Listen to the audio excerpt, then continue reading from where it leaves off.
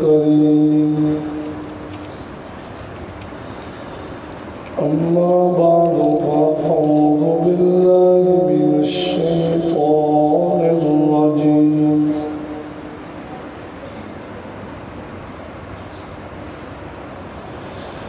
بسم اللہ الرحمن الرحیم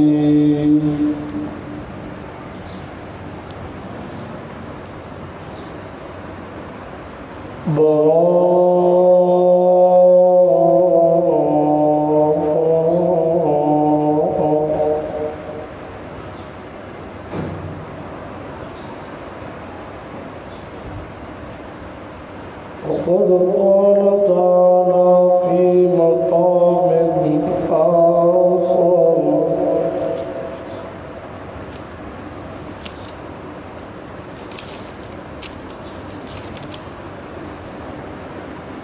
إن ربكم الله الذي خلق السماوات والأرض في 6 أيام ثم استوى على العرش يدبر الأمر ما من شفيع إلا من بعد إذنه ذلكم الله ربكم فاعبدوه أفلا تذكرون صدق الله العظيم اللهم صل على سيدنا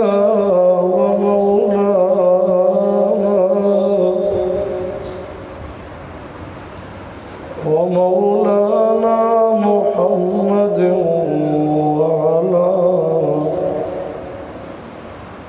وعلى آل سيدنا ومولانا محمد وبارك وسلم ثم صل عليه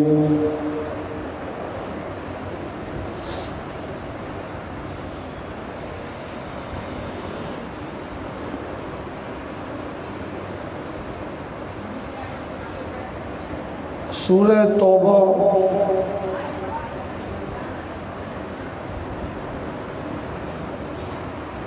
کے ضمن میں اور سورہ انفال کے ضمن میں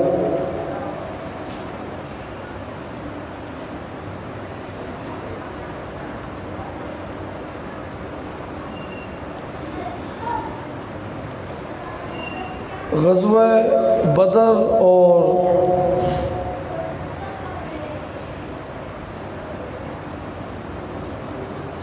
غزوہ تبوک کے متعلق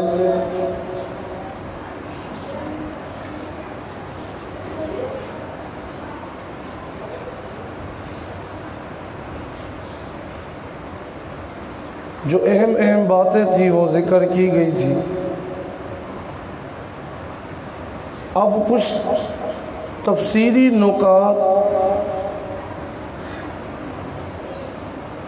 وہ انشاءاللہ بیان کیے جائیں گے.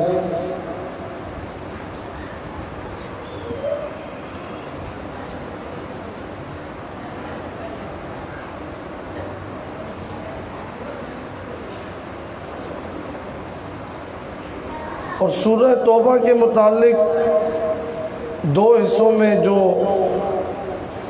اللہ کریم نے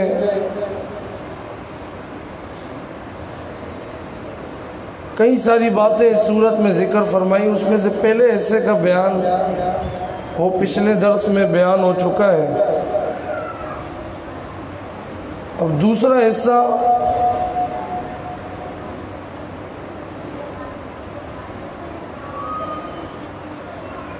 اس میں کئی ساری باتیں اللہ کریم نے بیان کی. قتال کی طرف ترغیب، جہاد کے لیے ترغیب دلائی گئی. وہ منافقین جو شامل نہیں ہوئے ان کا بیان ہوا، جو مومنین شریک نہیں ہوئے ان کا بیان ہوا.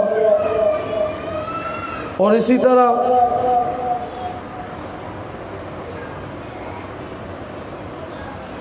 صحابہ کی 3 جماعتوں کا تذکرہ ہوا، منافقین کی 4 جماعتوں کا اس سورت کے دوسرے حصے میں اللہ نے تذکرہ کیا ہے۔ 3 جماعتیں صحابہ کی وہ تھی غزوہ تبوک کے اندر مہاجرین انصار جو دل و جان سے شریک ہوئے،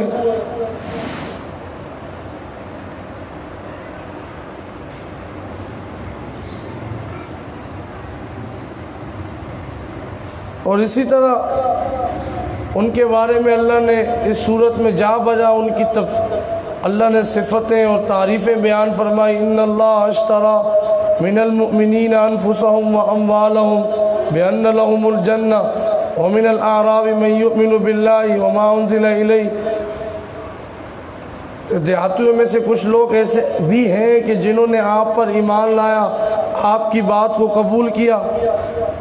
اسی طرح دوسری وہ جماعت صحابہ کی، وہ 5 صحابہ کرام جو مخلص تو تھے لیکن شریک نہیں ہو سکے، پھر انہوں نے اپنے آپ کو ستونوں سے باندھ لیا، تو اللہ نے ان کی توبہ کو کس طرح قبول کیا اس کا بھی ذکر ہے اس سورت کے آخر میں۔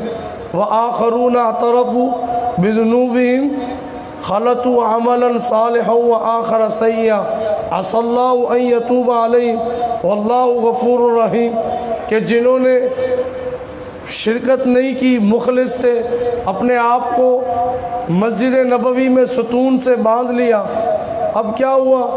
اللہ نے ان کی توبہ کو قبول کر لیا۔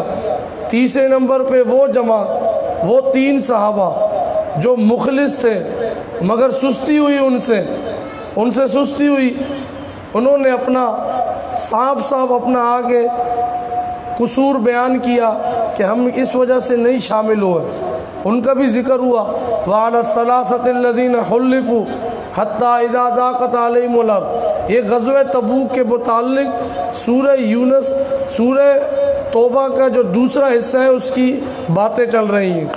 تو یہ جو 3 صحابہ تھے، تھوڑی سستی کی، اس کے بارے میں اللہ پاک فرماتے ہیں کہ پھر ان کو 50 دن ڈھیل دی گئی، 50 دن ہم نے ڈھیل دی، اب اس کے بعد ان کی بھی توبہ قبول کر لی گئی۔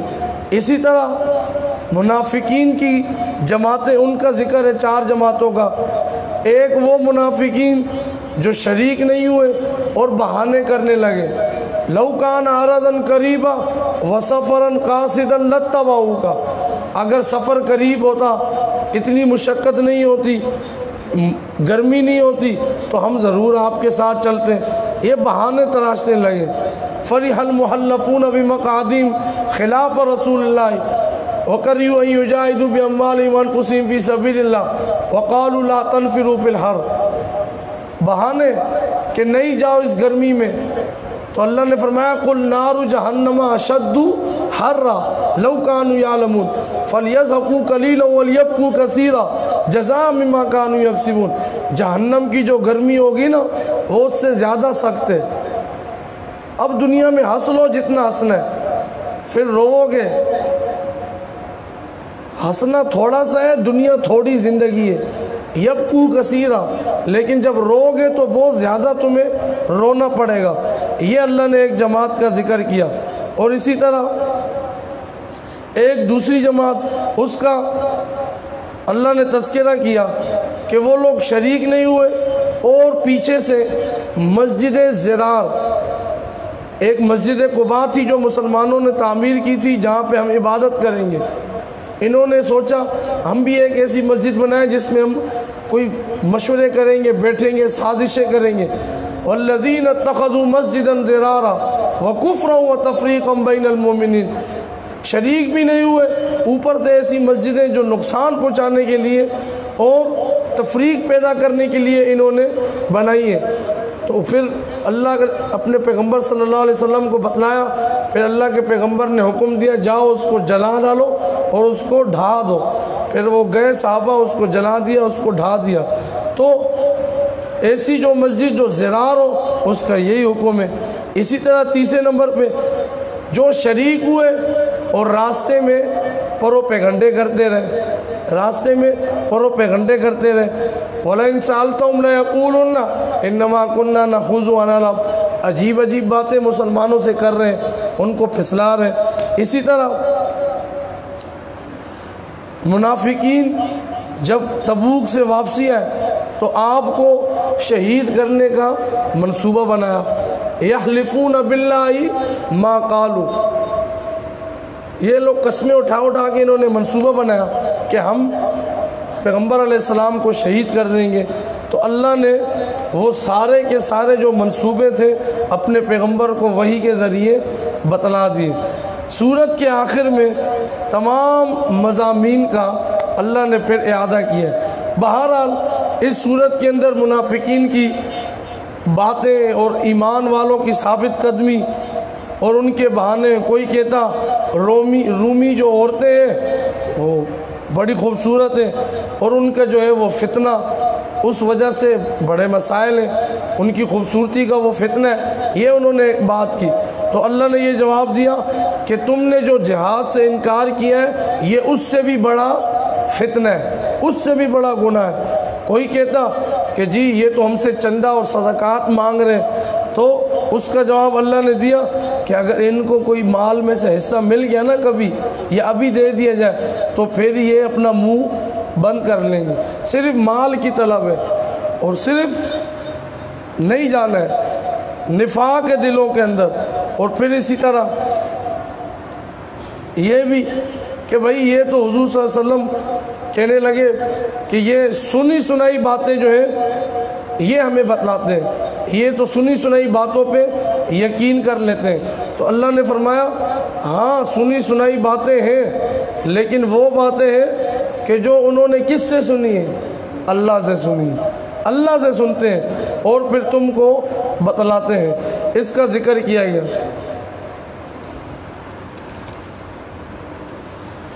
اس کے ساتھ ساتھ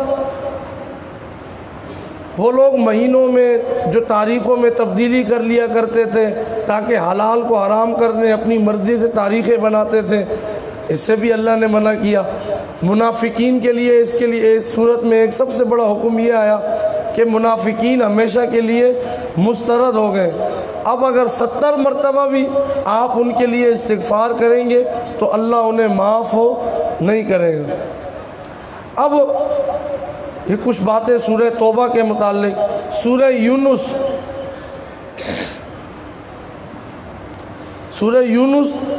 یہ بھی 11ویں پارے میں 6 رکوع سے سورہ یونس شروع ہوتی ہے۔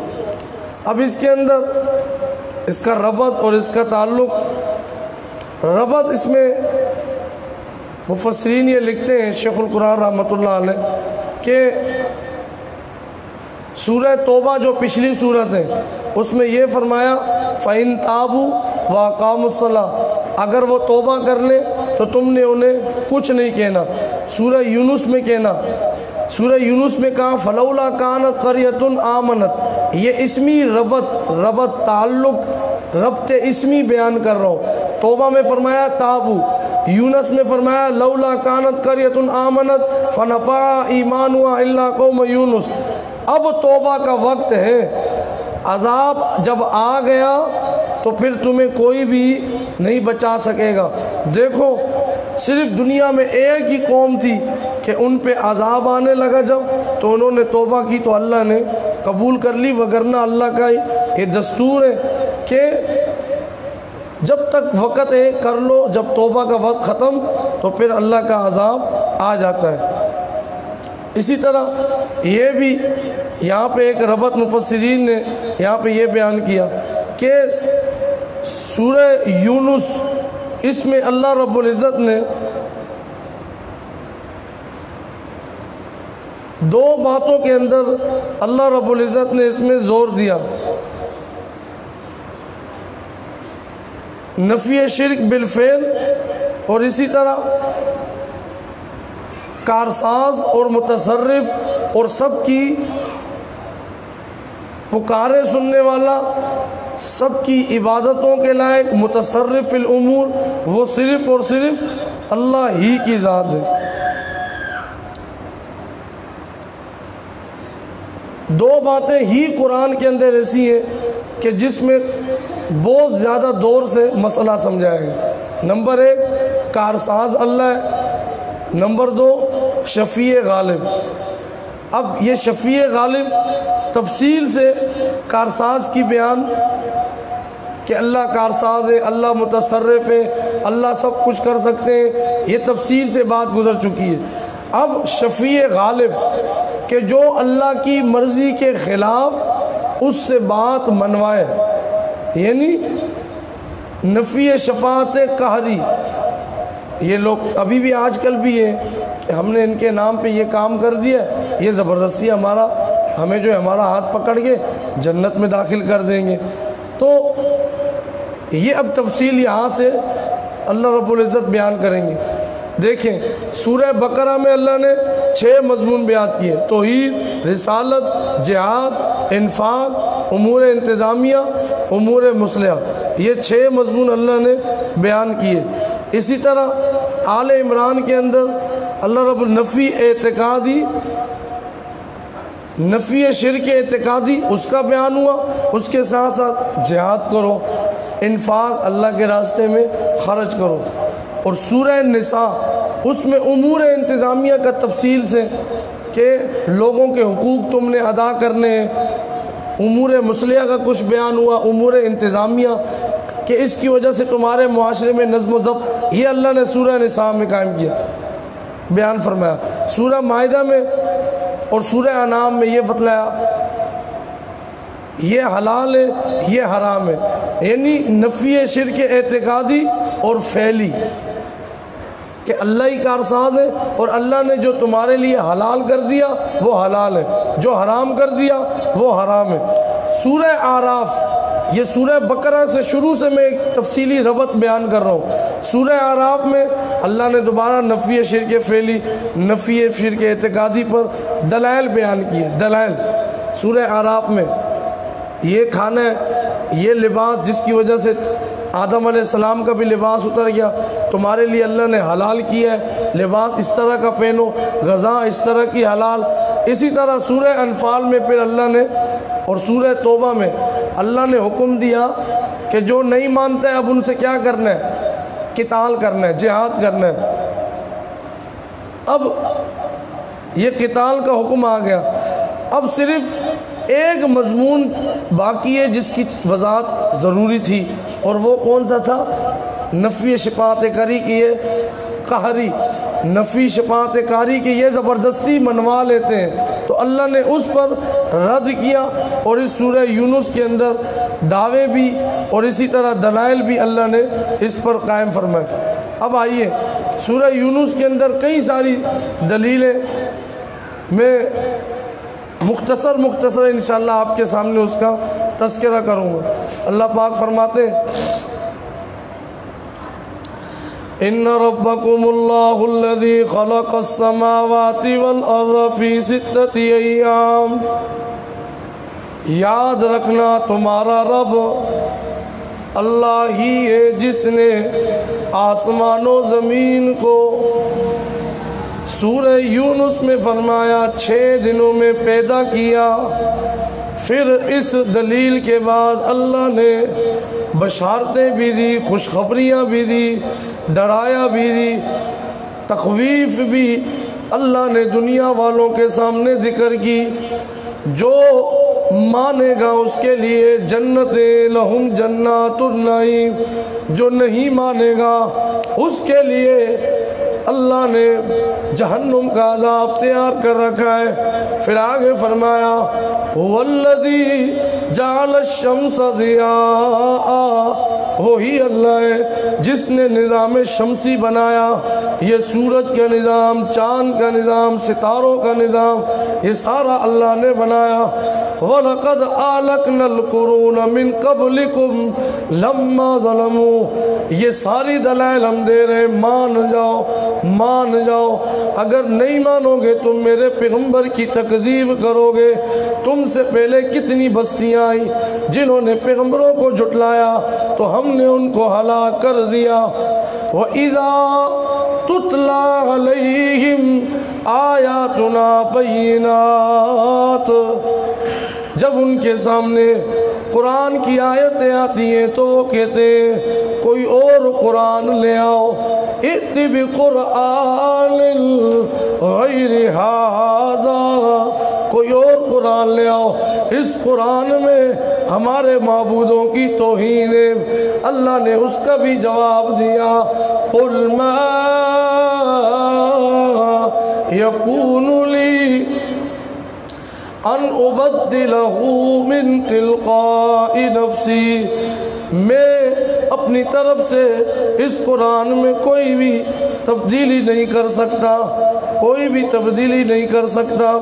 اب آگے ایک اور دلیل اللہ رب العزت نے دنیا میں دی اس صورت کے اندر، وَيَعْبُدُونَ مِن دُونِ اللَّهِ مَا لَا يَضُرُّهُمْ وَلَا يَنفَعُهُمْ، یہ ایک اور دلیل، اللہ کے علاوہ ان کو پکارتے ہیں جو نفع دے سکتے ہیں نہ نقصان دے سکتے ہیں۔ پھر آگے اللہ نے یہ بھی سمجھایا، هَؤُلَاءِ شُفَعَاؤُنَا عِندَ اللَّهِ، عقل کے اندو نظر نہیں آتا یہ سارا نظام چلانے والا کون ہے، پھر بھی یہ تمہیں نفع بھی نہیں دے سکتے، نقصان بھی نہیں پہنچا سکتے، پھر بھی کہتے ہو یہ ہمارے اللہ کے ہاں سفارشی ہیں، زبردستی منوا لیں گے۔ پھر آگے اور دلیل، یسیرکم فی البر والبحر، اللہ نے فرمایا سمندروں میں بھی اور اسی طرح تری میں ہو، خشکی میں ہو، بحر میں ہو، بر میں ہو، وہ اللہ تمہیں چلاتا ہے۔ جب تم کشتی میں ہوتے ہو، پھر جب کشتی بھور میں پھنس جاتی ہے، پھر تم خالصتاً اسی کو پکارتے ہو، اس وقت بھی اللہ ہی تمہیں بچاتے ہیں۔ پھر آگے ایک دلیل، مَن یرزقکم من السماء والارض، اسے کہتے ہیں علی سبیل الاعتراف من الحسن، کہ تمہیں آسمان و زمین سے رزق کون دیتا ہے، بھلا بتلاؤ نا۔ جواب میں وہ کہیں گے رزق اللہ دیتا ہے۔ اب اللہ نے فرمایا جب تمہیں رزق اللہ دیتا ہے تو معلوم ہوا کہ کارساز بھی اللہ ہے، تو معلوم ہوا کوئی اس کے سامنے زبردستی سفارش نہیں کر سکتا۔ اسی طرح اگر تم اتنے ہی زیادہ پاور میں ہو، بصورت مثلی، آگے فرمایا ایک قرآن جیسی کوئی صورت، اس کی صورت جیسی کوئی صورت لے آؤ۔ پھر آگے یہ بھی فرمایا لا املک لنفسی ضرا ولا نفع، کہ یہ تم سے پوچھتے ہیں عذاب کیوں نہیں آتا ہے، بار بار یہ کہتے ہیں، انہیں کہو میں اپنے نفس کے لیے نفع نقصان کا مالک بھی نہیں ہوں، اللہ جو چاہتا ہے وہی ہوتا ہے، وہ جب چاہے گا وہی عذاب آئے گا۔ پھر آگے پھر یہ بتلایا آسمان و زمین میں جو کچھ ہے وہ سب کچھ اللہ ہی کا ہے۔ پھر قل ارأیتم ما انزل اللہ لکم من رزق فجعلتم منہ حراما وحلالا، جب یہ ساری دلائل تمہارے سامنے، زمین اس کا، آسمان ان کا، سب اس نے پیدا کیا، کارساز وہی ہے، عالم الغیب وہی ہے، جب وہی خالق ہے تو تم نے اپنی طرف سے کیوں حلال کرتے ہو، کیوں حرام کرتے ہو، یہ سب تم کیوں کرتے ہو؟ آگے پھر فرمایا الا ان للہ من فی السماوات ومن فی الارض، دیکھو تمام انبیاء جو زمین و آسمان میں جتنی بھی مخلوق ہیں یہ تمام کے تمام صرف اسی کے محتاج ہیں، اسی کی مخلوق ہیں۔ پھر آگے فرمایا جعل لکم اللیل، رات کو تمہارے لیے سکون بنایا، دن کو تمہارے لیے معاش کا ذریعہ بنایا، اور سورت پھر آخر میں وَاتَّبِعْ مَا يُوحَىٰ إِلَيْكَ، دلیل وحی، دلیل وحی، یہ قرآن ہم نے آپ کی طرف وحی کر دیا ہے، تسلی بھی دی آخر میں وَاصْبِرْ حَتَّىٰ يَحْكُمَ اللَّهُ، آپ صبر کیجئے، صبر کرتے رہیں۔ بہرحال خلاصہ یہ اس صورت کے اندر اللہ نے توحید باری تعالی، آسمان و زمین میں اللہ کی قدرتوں کے مظاہر کا بیان، اور پھر انسان کا یہ مزاج ہے، انسان کا یہ مزاج ہے جب اسے تکلیف آتی ہے تو اللہ کو یاد کرتا ہے۔ اللہ نے فرمایا تکلیف ہو یا خوشی ہو ہر حال میں اللہ کو یاد کرو۔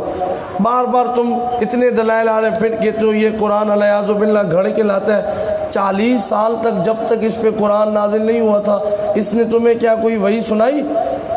جب 40 سال کو پہنچے قرآن نازل ہوا تو اب وہ تمہیں بتلاتے کہ مجھ پہ وحی نازل ہوئی، اس سے پہلے انہوں نے نہیں بتلایا، جب وحی آئی تو تمہیں بتلا دیا۔ یہ سارے دنیا کے اندر جتنے بھی کام ہیں تم جو بھی کرو گے، کوئی بھی چھوٹا بڑا کام اللہ سے مخفی نہیں ہے، اللہ تمہارے ہر کام کو دیکھ رہے ہیں۔ پھر تو مختصر سا ہارون اور حضرت موسیٰ علیہ السلام اور ہارون علیہ السلام اور فرعون کا اللہ نے مختصر تذکرہ کیا ہے کہ دیکھو اتنے میں نے واضح طور پہ بیان کر دیا ہے، اب ہدایت آ چکی ہے، جو مانے گا تو اس کا فائدہ ہے، جو نہیں مانے گا تو پھر اسی کا ہی نقصان ہے۔ اب آگے سورہ ہود، یہ تقریباً 12واں پارہ یہاں سے شروع ہو رہا ہے سورہ ہود کے اندر۔ سورہ ہود کے اللہ رب العزت نے اس میں تفصیل سے واقعات جو ہے وہ بیان کیے ہیں۔ اب اس کا ربط نامی ربط کہ یونس، سورہ یونس میں فرمایا جو مسئلہ سورہ یونس میں بیان کر دیا گیا ہے تفصیل کے ساتھ، اگر تم جب قوم کے سامنے اس انداز میں اس مسئلے کو بیان کرو گے، دنیا والوں کو سمجھاؤ گے، دین پہ چلو گے تو تکلیفیں آئیں گی، پریشانیاں آئیں گی، مشرکین کی طرف سے ملامت ہوگی، تانے دیے جائیں گے، لیکن تم نے پریشان دیکھو سورہ ہود میں دیکھو، یا ہود ما جئتنا ببینہ وما نحن بتارکی آلیتنا، پھر آگے فرمایا ان نقول الا تراک بعض آلیتنا بسوء، کہ ہود علیہ السلام کہنے لگے تانے دے کہ آپ یہ نہ کریں، ہمارے معبودوں کی توہین آپ کر رہے ہیں، ہمارے معبود آپ کے ساتھ یہ کر دیں گے اور وہ کر دیں گے، یہ انہوں نے باتیں شروع کی۔ اسی طرح معنوی ربط بھی اس کے اندر مفسرین نے جو بیان کیا ہے کہ سورہ یونس کے آخر میں آیت آئی اتبع ما یوحی الیک واصبر حتی یحکم اللہ واتبع ما یوحی الیک، کہ جو آپ کی طرف وحی کیا جا رہا ہے آپ اس کی پیروی کیجئے۔ اب سورہ ہود کی ابتدا میں فرمایا کتاب احکمت آیاتہ ثم فصلت من لدن حکیم خبیر۔ اب کیا فرمایا کہ یہی کتاب ہے جو آپ کی طرف وحی کی گئی، جس کی آیتیں محکم ہیں، واضح ہیں، اس محکم کتاب کی آپ نے پیروی کرنی ہے اور لوگوں کے سامنے اسی کو بیان کرنا ہے۔ اسی طرح سورہ یونس جو پچھلی صورت گزری اس میں زیادہ تر کے دلائل تھے عقلی، جو عقل کے طور پہ سمجھ آ جائے۔ اب جو دلائل ہیں سورہ یونس میں، سورہ ہود میں، وہ نقلی دلائل ہیں، وہ نقلی یعنی واقعات اللہ نے تفصیل سے ذکر کیے۔ جو حفاظ علماء جو میری بات سن رہے ہیں تو سورہ ہود میں کثرت سے اللہ نے واقعات کو اللہ نے ذکر کیا ہے۔ سورت کے اندر 4 اہم باتیں ہیں، 4 یعنی ایک طرح سے جن کو دعوے بھی آپ کہہ سکتے ہیں۔ نمبر 1 اللہ ہی کو پکارو۔ اب یہ مختلف آیتوں میں جیسے آپ دیکھیں آیت نمبر 2 میں اللہ تعبدوا الا اللہ، اللہ ہی کی عبادت کرو، اللہ ہی کو پکارو۔ دوسرے نمبر پہ عالم الغیب، غیب کے سارے خزانے ایک ایک ذرے کا علم رکھنے والا اللہ کی ذات۔ تیسرے نمبر پہ تکلیفیں آئیں گی، یہ 4 اہم باتیں جو میں بتلا رہا ہوں۔ تیسرے نمبر پہ تکلیفیں آئیں گی، لیکن جو آپ کو ہم نے آپ کی طرف وحی کر دیا ہے اس میں کوئی کوتاہی کوئی کمی نہ ہو، آپ سناتے رہے اللہ کا قرآن، ان کو دین سناتے رہے۔ نمبر 4 مسئلہ واضح ہے لیکن یہ ضد کی وجہ سے نہیں مان رہے، اناد کی وجہ سے نہیں مان رہے۔ بہرحال اس صورت کے اندر اللہ کریم نے رسالت ایک مرکزی مضمون کے طور پہ اس کا ذکر ہوا ہے، رسالت کا، اور پھر اسی کے ضمن میں کئی سارے نبیوں کے واقعات بھی ذکر کیے گئے۔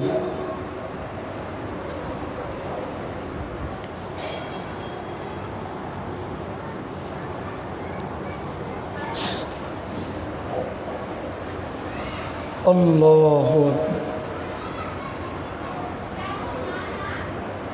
اب چار اہم باتیں یہ تو سامنے آ چکی ہیں کہ جو سورہ ہود کے اندر ذکر ہوئی ہیں۔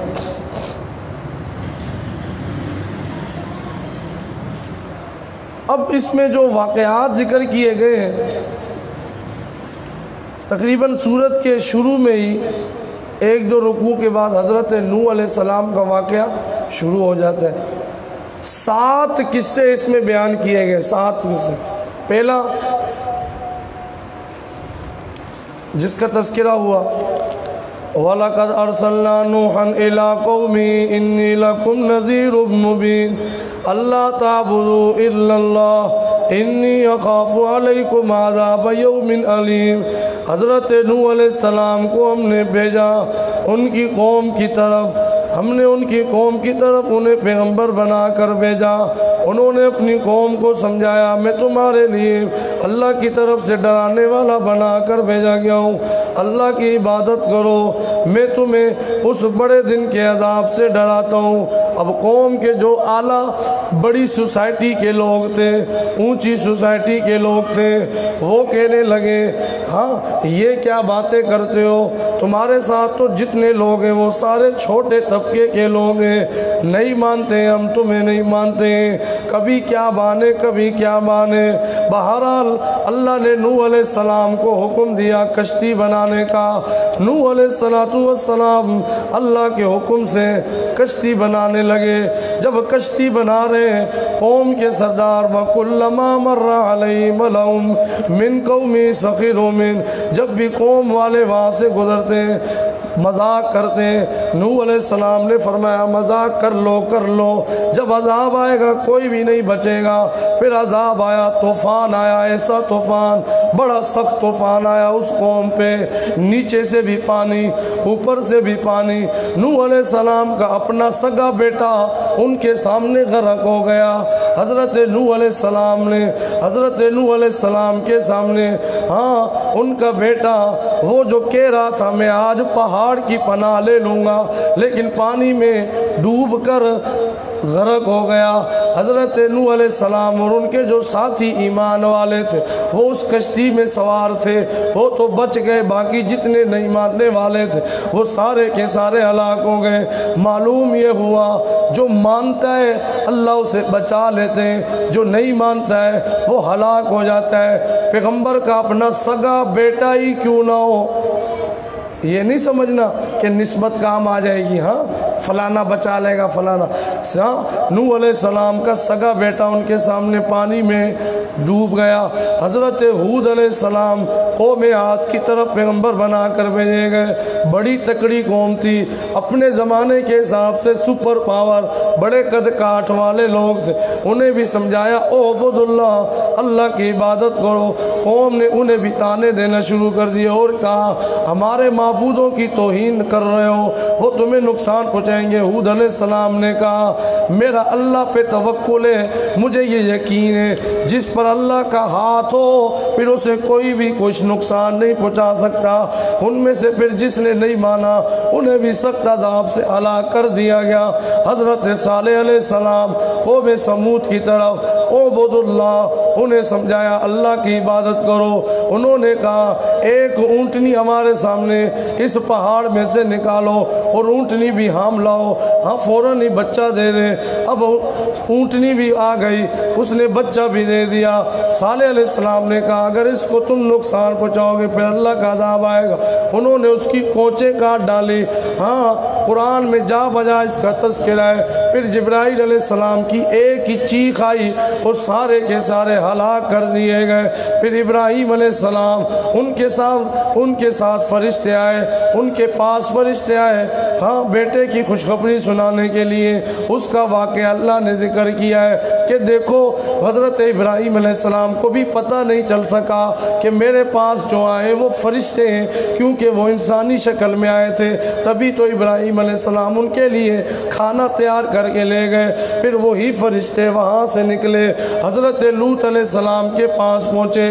لوط علیہ السلام کی قوم لڑکوں کے ساتھ بد فعلی کرتی تھی، انہوں نے بھی نہیں مانا، ان پر بھی عذاب آیا۔ پتہ پتھر ان پہ برسائے گئے، پتھروں کا عذاب ان پہ آیا۔ اللہ ہم سب کی حفاظت فرمائے، ایسے کام سے بھی حفاظت فرمائے، ایسی بدفعلی سے بھی حفاظت فرمائے، ایسے عذاب سے بھی ہم سب کی حفاظت فرمائے۔ حضرت شعیب علیہ السلام قوم مدین کی طرف انہوں نے بھی اپنی قوم کو سمجھایا، اعبدوا اللہ کی عبادت کرو۔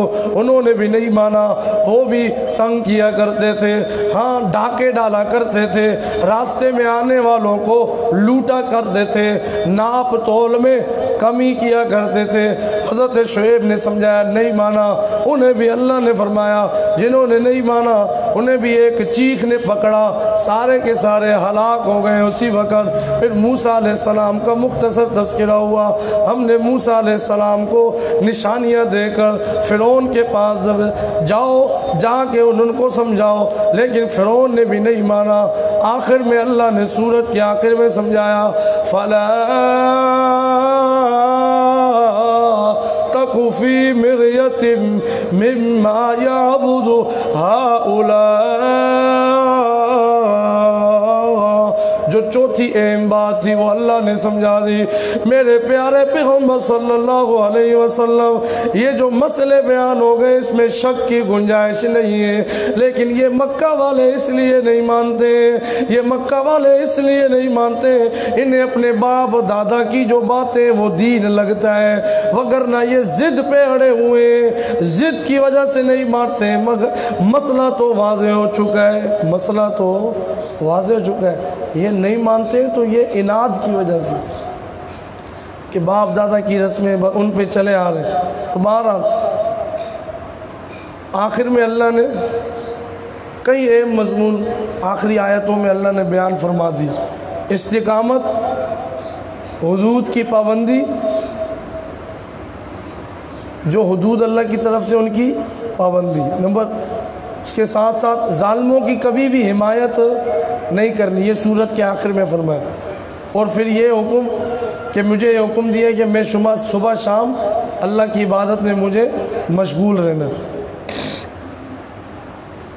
اور اسی طرح سب سے جو آخری آیت ہے اس میں تقریباً چاروں اہم باتیں اللہ نے بیان کر دی۔ غیب السماوات والارض، غیب کے خزانے اللہ کے پاس ہیں، فاعبدہ، اسی کو پکارو، اسی کی عبادت کرو، وتوکل علیہ، تکلیفیں آئیں گی آپ نے صبر کرنا ہے۔ یہ نہیں مانتے تو نہ مانے، ما ربک بغافل عما تعملون، آپ کا رب ان کرتوتوں سے بے خبر نہیں ہے۔ اب سورہ یوسف، اصل تو اس کا جو خلاصہ ہے وہ آج بیان کرنا ہے۔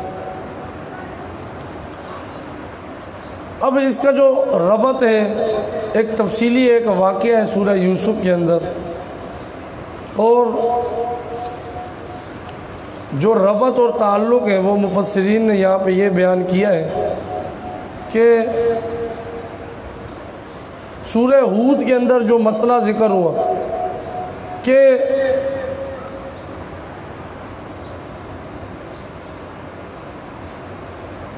اللہ ہی معبود ہے، تم اس کے ساتھ کسی کو جو شفاعت قہری جو تم نے اپنا یہ ذہن بنایا ہوا ہے، کوئی اس کے سامنے شفیع غالب نہیں ہے، ساری باتیں جو ہود میں بیان ہوئی تو فرمایا یہ مسئلے یہ باتیں اتنی اہم ہیں کہ یوسف علیہ السلام جیل میں بھی اس بات کو، جب قیدی ان سے تعبیر پوچھنے آتے ہیں تو وہ ان کے سامنے تعبیر بیان کرنے سے پہلے بھی اس مسئلے کو ہی بیان کرتے ہیں۔ یہ مسئلہ اتنا اہم ہے۔ اسی طرح معنوی ربط جو مفسرین نے بیان کیا کہ سورہ ہود میں دوسری بات کیا تھی اہم جو دعویٰ تھا کہ غیب کے سارے خزانے اللہ کے پاس ہیں۔ اب سورہ یوسف میں اللہ نے ایک مفصل نقلی دلیل اس دعوے پر ذکر کی۔ ہاں مقصودی بات تو وہی ہے، یہ آپ سمجھ لیں کہ اللہ ہی معبود ہے، عبادت اسی کی کرنی ہے، لیکن اس کو اس صورت میں اس طرح سمجھایا کہ جب غیب کے ساری باتیں اللہ ہی جانتے ہیں تو معبود بھی وہی ہیں۔ میرے پیارے پیغمبر صلی اللہ علیہ وسلم آپ نہیں جانتے تھے، لیکن ہم نے یہ احسن القصص یہ ہم نے آپ کے سامنے ذکر کیا، آپ کو بتلایا، آپ کے سامنے ذکر کیا اور یہ بتلایا اپنوں کے مظالم، اپنوں کے طعنے، اپنوں کی تنقیدیں، اپنوں کے مظالم اور ظلم، یہ سب ہوتا رہتا ہے۔ آپ نے دین کی دعوت کرتے رہنا ہے، صبر، دین کی دعوت دیتے رہنا ہے، صبر کرتے رہنا ہے۔ اور اس کے ساتھ ساتھ جس طرح انہوں نے نفرتیں کی، لیکن آخر میں یوسف علیہ السلام کو اللہ نے عزتیں عطا فرمائی۔ اے میرے پیغمبر علیہ السلام، آپ کو بھی اللہ آخر میں عزتیں عطا فرمائیں، یہ اس صورت میں بتلایا گیا۔ اللہ اکبر۔ اب اس صورت کے اندر بھی 4 اہم باتیں اور دعوے وہ بتلا دوں، پھر اس کے بعد مختصر طور پہ جو واقعات کے اہم جز ہیں وہ انشاءاللہ ذکر کریں گے۔ سب سے پہلی بات، غیب کے خزانے اللہ کے پاس ہے، یہ پہلے بھی میں نے بتلایا۔ یعقوب علیہ السلام کا بار بار تذکرہ ہوگا کہ انہیں پتہ ہی نہیں چل رہا ہے کہ یوسف علیہ السلام کہاں ہیں، ان کے ساتھ کیا ہو رہا ہے۔ دوسرا، کارساز اللہ ہے۔ تیسری اہم بات، آپ سچے رسول ہیں، تبھی آپ پر ہم یہ وحی اتار رہے ہیں، تو پتہ چلا آپ سچے رسول ہیں اور آپ پر وحی بھی اترتی ہے۔ چوتھی اہم بات کہ سابق جتنے بھی پہلے کے انبیاء تھے ان پہ طرح طرح کے مصائب ہیں، لیکن بالآخر مسلمانوں کو ہی فتح نصیب ہوئی۔ بہرحال 15 تقریباً 15 اس صورت کے اندر احوال ہیں اس واقعے کے ضمن میں، وہ انشاءاللہ میں مختصر ذکر کروں گا، تاکہ چونکہ ہم نے تو خلاصہ ذکر کرنا ہے، جو اہم باتیں ہیں وہ آپ کے سامنے آ جائیں۔ اللہ پاک فرماتے ہیں، اِذْ قَالَ يُوسُفُ لِأَبِيهِ يَا أَبَتِ إِنِّي رَأَيْتُ أَحَدَ عَشَرَ كَوْكَبًا وَالشَّمْسَ وَالْقَمَرَ رَأَيْتُهُمْ لِي سَاجِدِينَ۔ جب یوسف علیہ السلام نے اپنے ابا جان سے کہا، میں دیکھتا ہوں 11 ستارے، سورج اور چاند مجھے سجدہ کر رہے ہیں، تو حضرت یعقوب علیہ السلام ان کے ابا جان نے انہیں کہا، آپ نے یہ باتیں، یہ خواب اپنے بھائیوں کے سامنے کبھی بھی بیان نہیں کرنا، وگرنہ وہ آپ کے خلاف تدبیریں کرنے لگ جائیں گے۔ ہاں جی، اب دوسرا احوال سنیں، دوسرا اسٹیپ، دوسری بات ہے، حضرت یوسف علیہ السلام کے بھائیوں نے سوچا حضرت یعقوب علیہ السلام یوسف علیہ السلام سے زیادہ محبت کرتے ہیں، انہوں نے منصوبہ بنایا، منصوبہ بنایا کہ اسے قتل کر دیا جائے یا کچھ کر دیا جائے۔ بہرحال طے یہ ہوا اسے جا کے ایک کنویں میں ڈال دیا جائے۔ یوسف علیہ السلام کے بھائی یعقوب علیہ السلام کے پاس آتے ہیں، پھر کسی نہ کسی طرح اجازت لے کے وہاں سے نکلے، پھر اسے ایک جگہ جا کے یوسف علیہ السلام کو کنویں میں ڈال دیا۔ اب کنویں میں ڈال کے واپس آ کے ابا کے سامنے رونے لگ گئے۔ اب یوسف علیہ السلام وہاں کنویں میں موجود ہیں، اللہ نے مسئلہ سمجھا دیا۔ حضرت یعقوب علیہ السلام کچھ ہی دور ہیں، میل دور ہیں، لیکن انہیں بھی پتہ نہیں چل سکا میرا بیٹا کس حالت میں کہاں پہ موجود ہے۔ اب وہاں پہ یوسف علیہ السلام کنویں میں ایک قافلہ گزر رہا تھا، قافلے نے گزرتے گزرتے جب ڈول ڈالا کنویں کے اندر، وہاں پڑاؤ کیا قافلے نے کنویں کے قریب، پھر ڈول ڈالا کنویں کے اندر، کنویں میں اللہ کی قدرت، پانی کی جگہ آ جاتے ہیں یوسف علیہ السلام۔ جب آئے نا، انہوں نے کہا بڑا ہی خوبصورت نوجوان ہے، انہوں نے وہاں سے اسے لیا، پھر آ کے یہاں مصر کی منڈیوں میں بیچ دیا۔ اسے عزیز مصر جو مصر کا بادشاہ تھا، انہوں نے اس بچے کو خرید لیا، یوسف علیہ السلام کو خرید کے گھر پہ لے جاتا ہے۔ جب وہاں پہ پہنچتا ہے، عزیز مصر کی جو بیوی ہوتی ہے، اب یہ چوتھا ایک اسٹیپ ہے، چوتھی اہم بات، چوتھا احوال اس واقعے کا کہ جب وہ گھر میں پہنچے یوسف علیہ السلام چلتے چلتے وَلَمَّا بَلَغَ أَشُدَّهُ، یوسف علیہ السلام جب تھوڑے جوان ہوئے نا، ہاں عزیز مصر کی بیوی تھی وہ اس پر فریفتہ ہو گئی، وہ ان پر فریفتہ ہو گئی، اپنا دل دے بیٹھی۔ اب ان کے بعد ان کو جو ہے وہ پھسلانے کی کوشش کرنے لگی۔ اسی کا ایک واقعہ، ایک جز بیان کیا ہے اللہ نے کہ دروازے ایک مرتبہ اس نے بند کر لیے، لیکن اللہ نے یوسف علیہ السلام کو حکم دیا آپ بھاگیں، بھاگنا آپ کا کام ہے، دروازے کھولنا میں اللہ کا کام ہے۔ اللہ نے وہاں بھی یوسف علیہ السلام کو بچایا۔ اللہ مکہ والوں کو بھی یہ سمجھا رہے ہیں میرے پیغمبر صلی اللہ علیہ وسلم آپ کے پاس نبی آ چکے ہیں، یہ سچے پیغمبر ہیں، ان کو نہیں جھٹلانا ہے۔ جس طرح میں نے بغیر دروازے کے ان کی چابیاں لگا دی، ان کے تالے کھول دیے، اسی طرح بغیر راستوں کے، بغیر سببوں کے بھی میں اپنے پیغمبر کی مدد کروں گا، اس کے لیے سارے راستے کھول دوں گا۔ پھر اسی طرح جب یوسف علیہ السلام کی اس نے بسلایا، دروازے پہ عزیز مصر کھڑا ہوا تھا، پھر بہرحال ایک بچے نے گواہی دی، پتہ چل گیا یوسف علیہ السلام بے قصور ہیں۔ اب جو پانچواں واقعہ ہے، شہر میں چرچا ہو گیا یوسف علیہ السلام کی بیوی ایک نوجوان پہ، اپنے غلام پہ جان دے بیٹھی ہے۔ اب چرچا ہونے لگا، عزیز مصر کی بیوی نے ساری عورتوں کو اکٹھا کیا گھر کے اندر۔ اب جب جمع ہوئی انہیں ایک ایک چھری دی، فروٹ بھی دیا، جب دے دیا یوسف علیہ السلام کو کہا اخرج علیہم۔ جب یوسف علیہ السلام نکلے، جب وہ سامنے آئے تو ان عورتوں نے وہ فروٹ کاٹنے کے بجائے اپنے ہاتھوں کو کاٹ ڈالا۔ وہ حسن ہی ایسا تھا، پیغمبر تو ہوتا ہی حسین و جمیل ہے، پیغمبر تو ہوتا ہی حسین و جمیل ہے۔ وہ پیغمبر تو یوسف علیہ السلام تھا، ہر پیغمبر حسین ہوتا ہے لیکن آخری پیغمبر میرا جو پیغمبر صلی اللہ علیہ وسلم، اس کا حسن تو سب سے بڑھ کر تھا۔ ہاں تبھی تو کہنے والے نے کہا، انہوں نے یوسف علیہ السلام کو دیکھا، ہاتھ پہ چھریاں پھیر دی، میرے پیغمبر کے حسن کو دیکھ لیتی، گلے پہ چھریاں پھیر دیتی۔ میرا پیغمبر صلی اللہ علیہ وسلم وہ تو سب سے حسین تھا۔ بہرحال اب یوسف علیہ السلام نے کہا اے اللہ، دعا کی اے اللہ یہ مجھے پھسلانا چاہتی ہے، میں جیل کو جانا پسند کرتا ہوں۔ بہرحال بادشاہ نے کسی طرح عزیز مصر نے حضرت یوسف علیہ السلام کو جیل بھجوا دیا۔ یوسف علیہ السلام جیل میں داخل ہو جاتے ہیں، یہ ساتواں حال ہے۔ یوسف علیہ السلام جیل میں داخل ہو جاتے ہیں۔ جب جیل میں داخل ہوئے، وہاں پہ اب کئی سال رہے یوسف علیہ السلام۔ خواب دو قیدی موجود ہیں وہاں پہ، انہوں نے خواب دیکھا۔ ہاں تو انہوں نے خواب دیکھا، اب تفصیل کا وقت نہیں ہے ورنہ ان کے خواب بھی میں بیان کرتا۔ بہرحال انہوں نے خواب دیکھا، دونوں یوسف علیہ السلام کے پاس آئے، ہاں اور دونوں نے اپنا خواب عرض کیا۔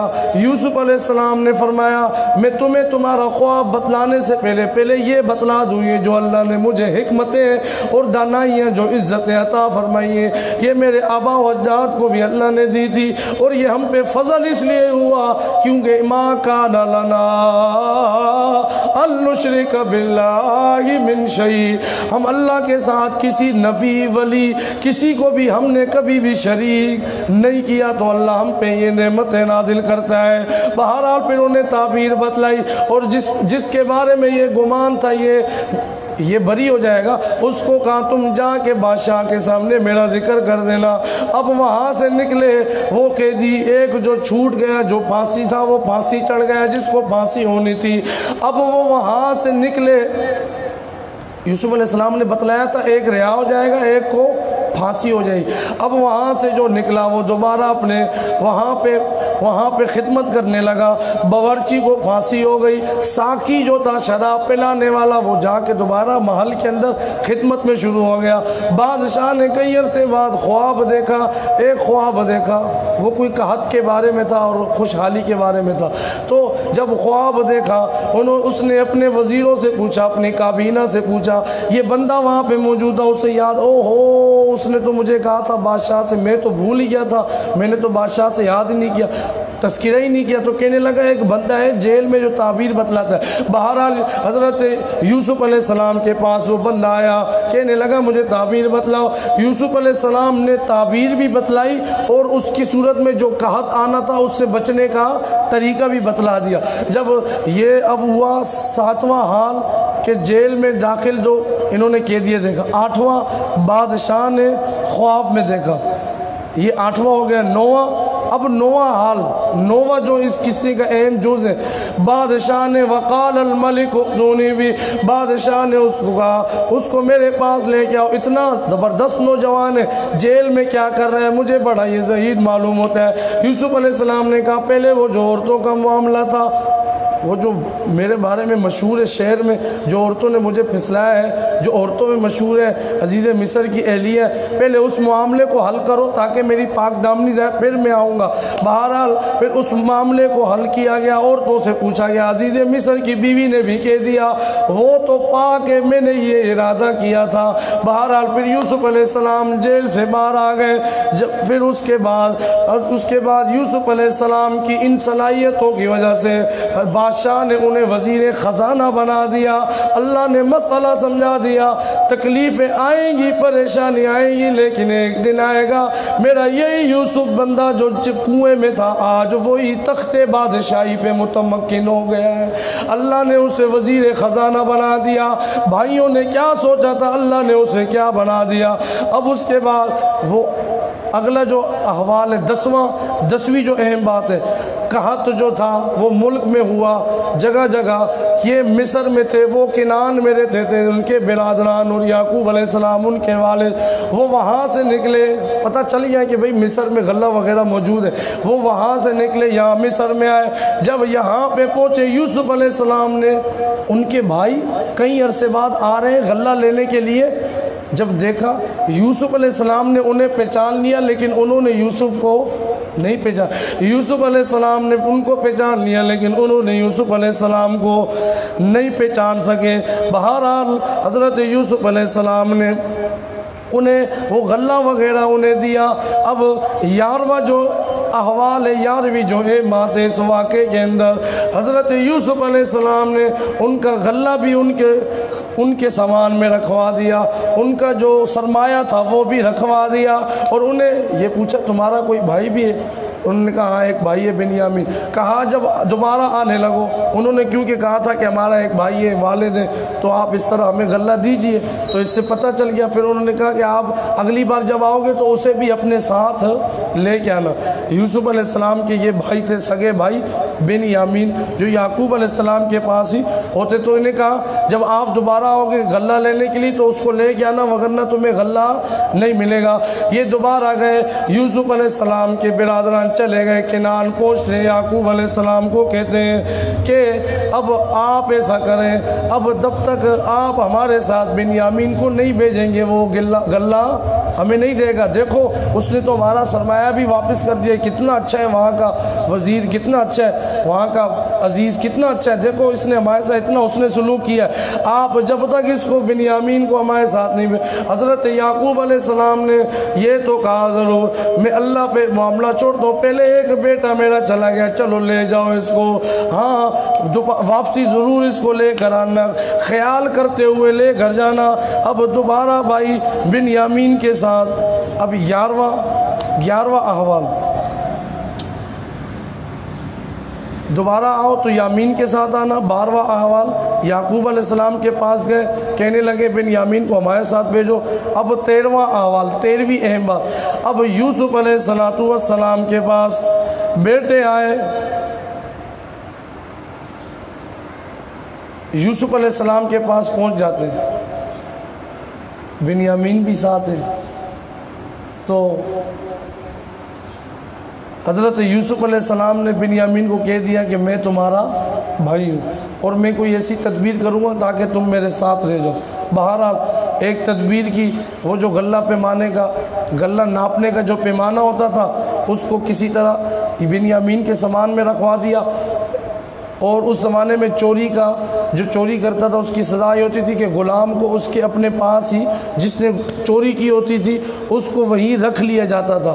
اب بہرحال جب ان کو غلہ دوبارہ دے دیا تو کہنے لگے بھئی سامان چوری ہو گیا ہے، وہ جو سامان ناپنے کا پیمانہ ہوتا ہے نا بادشاہ کا، وہ چوری ہو گیا ہے۔ بھئی ہم تو چور نہیں، ہم تو شریف لوگ ہیں۔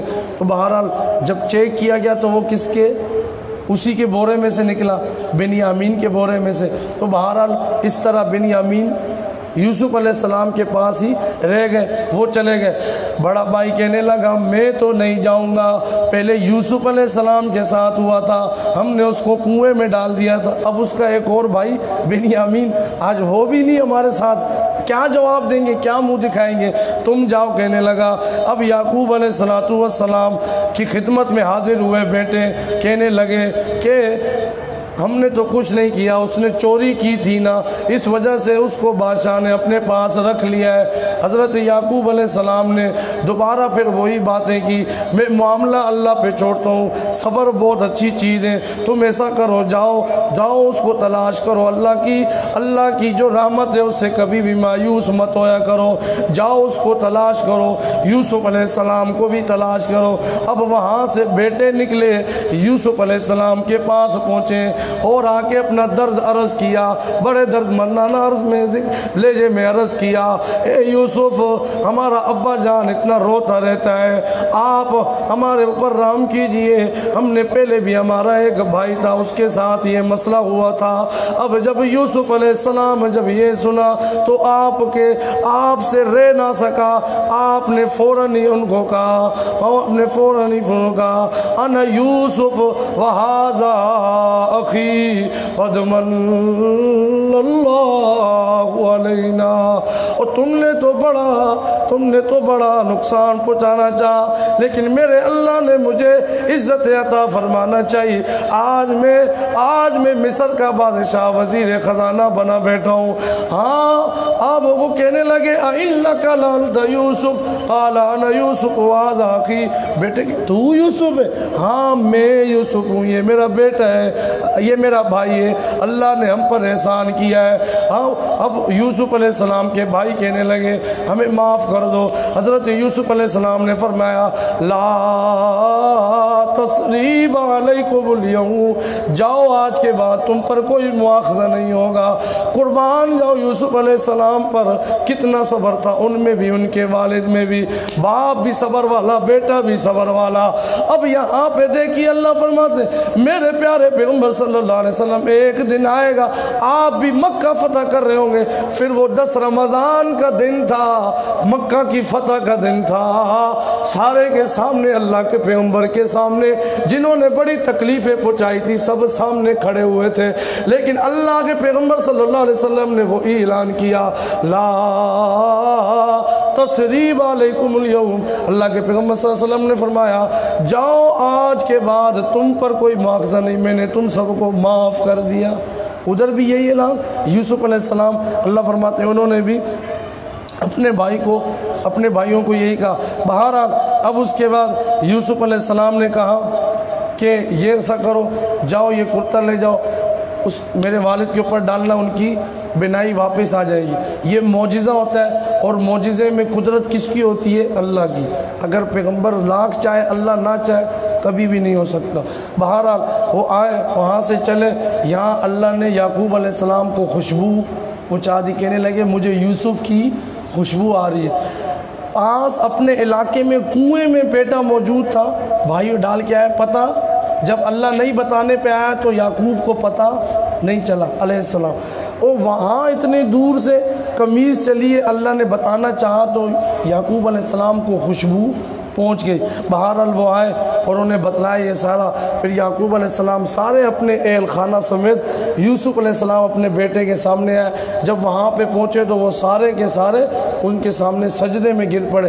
اس زمانے میں سجدہ تعظیمی جائز ہوتا تھا، اس زمانے میں کسی بھی قسم کا تعظیمی ہو چاہے کوئی اور سجدہ ہو اللہ کے علاوہ کسی کے لیے نہیں ہوگا۔ تو بہرحال تو حضرت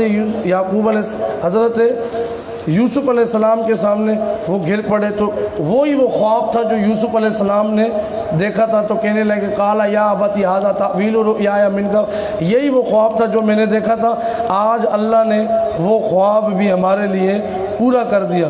بہرحال اب اس کے ساتھ ساتھ یہ تو قصہ مکمل ہوا، تو اللہ نے آخر میں فرمایا میرے پیارے پیغمبر صلی اللہ علیہ وسلم ہم آپ کو یہ وحی کے ذریعے بتلاتے ہیں، اس سے معلوم ہوا آپ سچے رسول ہیں اور آپ پر وحی بھی آتی ہے۔ اور اسی طرح سورت کے آخر میں سب سے آخر میں یہ بات دنیا والوں کو سمجھائی کہ انبیاء پہ مصائب آتے رہتے ہیں، تکلیفیں دیکھو یعقوب علیہ السلام دیکھو کتنا عرصہ روتے رہے، یوسف علیہ السلام کو دیکھو، لیکن آخر میں اللہ انہیں فتح عطا کرتا ہے۔ تو اسی طرح انشاءاللہ تم بھی دین پہ چلتے رہو، اللہ تمہاری مدد کریں گے۔ اللہ کریم تمام مسلمانوں کو ہر قسم کی پریشانیوں سے اللہ حفاظت فرمائے، اور اللہ ہمیں دین پر استقامت کے ساتھ، صبر کے ساتھ چلنے کی توفیق عطا فرمائے، اخلاص کے ساتھ۔